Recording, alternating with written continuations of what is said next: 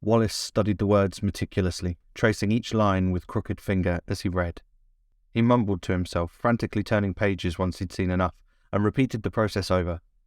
Hours drifted by with Wallace flicking backwards and forwards between verses, switching from book to book before a loud cry of relief exploded from him. "Yes, yes, yes! Oh, I've done it! By lightning, by thunder, I've done it!" With no one to hear his exclamations except possibly the birds nested in the roof, Wallace did not wait for any reactions to his words. Instead, he skipped from cupboard to cabinet collecting reagents, every now and again pausing to check a page before gathering more. Once he had amassed the necessary ingredients, Wallace began his preparations in earnest, carefully dicing and measuring each reagent to perfect precision.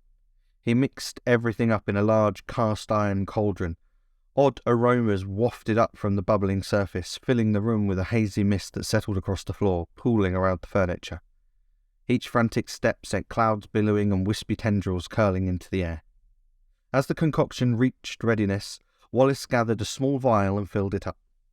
Taking his wand in one hand and the vial in the other, Wallace stepped up to the book, still open on the workbench. He quickly rehearsed the incantation, mouthing it to himself, then spoke the words aloud. As soon as he had finished the spell, Wallace gulped down the mixture, emptying the vial in one go.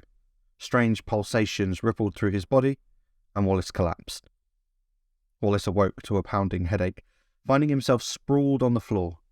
Blearily and still disorientated, he gathered up his wand and the vial and climbed to his feet. Wallace inspected the vial, but his attention was immediately turned to the hand holding it instead. His hand. His furry, red-orange hand. Not a hand. A paw. A furry red-orange paw.